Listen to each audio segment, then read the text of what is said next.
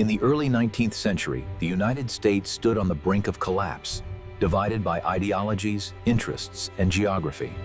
The nation's expansion westward created tensions, and soon, the question of unity became a matter of survival. What if the United States had split into three distinct nations? A union divided, or even shattered, was a real possibility. The South, with its economy based on slavery and agriculture, had little in common with the industrial North. The North, growing rapidly with factories and urbanization, began to view the South's way of life as archaic and morally wrong. Meanwhile, the West saw rapid settlement and expansion, where land, liberty, and opportunity attracted all kinds of settlers. The divide between North and South grew, and in Washington, D.C., leaders struggled to keep peace while growing tensions threatened to pull the country apart. The Mexican-American War was a pivotal moment that pushed the U.S. closer to division. The war's outcome gave the U.S. vast new territories, but it also revived the debate over slavery and its place in the expanding nation. The Compromise of 1850 temporarily staved off conflict, but it did little to heal the growing divisions between the North and South.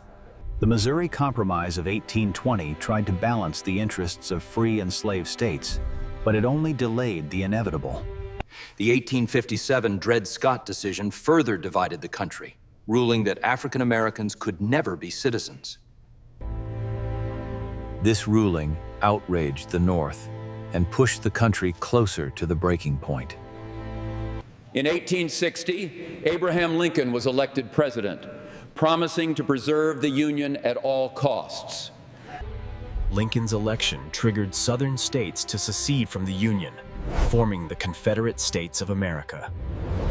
The Confederacy, with its own government and economy, was born as the U.S. teetered on the edge of civil war. The Civil War began in 1861, with the North fighting to preserve the Union and the South fighting for its independence. The Civil War began in 1861, with the North fighting to preserve the Union and the South fighting for its independence.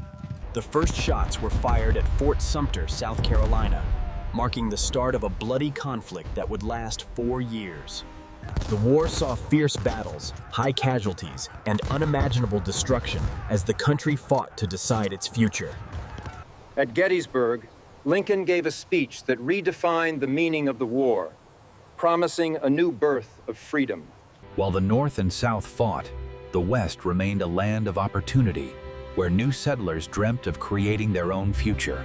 The West became a symbol of freedom, where settlers, Native Americans, and Mexican populations clashed over land and resources. Native American tribes were pushed off their land, resisting the encroachment of settlers and the U.S. government.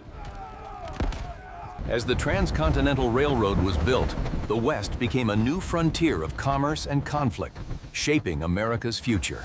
The West, with its own culture and ambitions, began to consider independence, adding fuel to the fire of division. In 1863, Lincoln issued the Emancipation Proclamation, declaring all slaves in Confederate states free. This turned the tide of the war, with African American soldiers joining the fight to end slavery.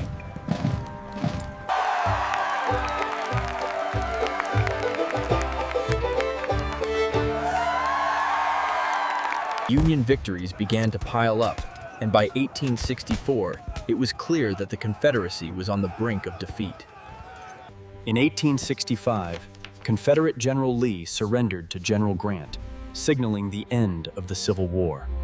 The end of the war left the South in ruins, and the nation faced the difficult task of rebuilding, both physically and politically. Reconstruction brought new freedoms for African Americans, but also fierce resistance from Southern whites.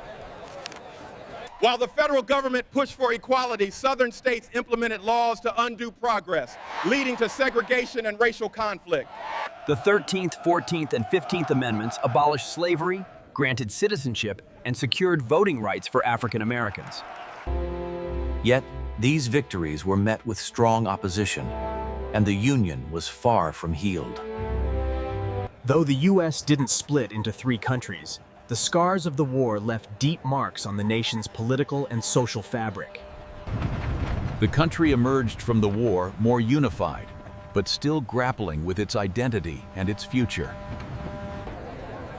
Lincoln's vision of a government of the people, by the people, for the people, prevailed. The Civil War tested America's resolve, but in the end, the nation stayed united and stronger than ever. Though it almost split, the United States became a beacon of freedom, a symbol of democracy for the entire world. Today, the United States stands as a united nation, shaped by its struggles, triumphs, and the lessons of its past. The documents, battles, and speeches from this era serve as a constant reminder of the cost of freedom and unity. The story of how the U.S. almost split is told across classrooms, museums, and memorials, teaching the next generation. Despite the divisions of its past, America remains one nation, indivisible, with liberty and justice for all. From the brink of collapse, the United States became a model for the world, proof that even the deepest divisions can be overcome. As the Union Army marched back home, Confederate soldiers laid down their arms, ending the Civil War after 4 long years. The Confederacy was defeated, but the challenge of reintegrating the Southern states back into the Union remained. The South, devastated by the war, faced the difficult task of rebuilding both its economy and its society. For newly freed African Americans, Reconstruction was a chance for a new beginning, though challenges remained. President Andrew Johnson's plans for Reconstruction were met with resistance as Congress sought more radical solutions. Radical Republicans in Congress fought for strong civil rights protections, but their efforts were blocked by Southern resistance. The Freedmen's Bureau was established to help former slaves, but its efforts were undermined by hostile Southern state governments. Union soldiers remained in the South, enforcing new laws that protected the rights of African Americans. Despite the resistance, Congress passed the 13th, 14th, and 15th Amendments, aiming to secure rights for former slaves. As the South struggled to rebuild, the North experienced an industrial boom, which deepened economic divisions. The rise of factories in the North fueled economic growth, but also created harsh working conditions for laborers. The construction of the Transcontinental Railroad helped unite the nation physically, but also exposed the divide between the industrialized North and agrarian South. As settlers pushed westward, Native American tribes were forcibly removed from their ancestral lands. Meanwhile, a new class of wealthy industrialists, known as robber barons, amassed fortunes, further fueling resentment from the working class. The West became a place of freedom, where settlers, ranchers, and miners sought new opportunities and away from government control. The rugged terrain of the West created a unique identity, separate from the political struggles of the East. As settlers moved west, debates over land ownership and government intervention arose, intensifying tensions. The discovery of gold and silver in places like California and Nevada brought wealth to the West, but also sparked the lawlessness of the West became notorious, with vigilante justice often taking the place of organized law enforcement. In the late 1800s, farmers in the South became disillusioned with the government. The People's Party demanded land reform, the free coinage of silver, and better treatment for working-class citizens. Meanwhile, northern factory workers organized strikes to demand better wages and working conditions.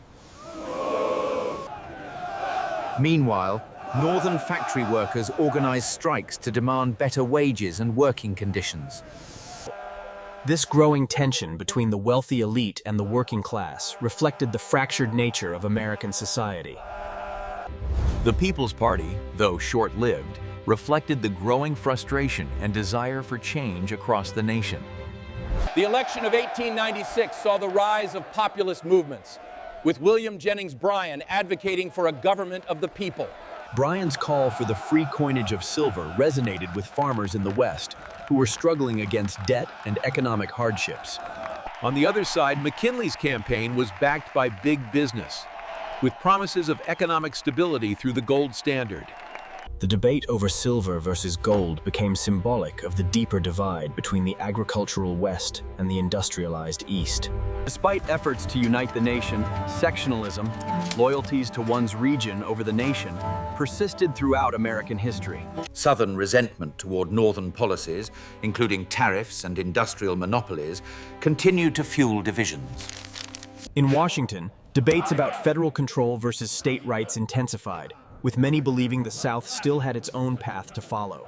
As the political struggles continued, some even suggested that the South and West might break away again, seeking independence from the federal government. The question remained, could America continue as one, or would it ultimately split into separate nations, each following its own vision of the future?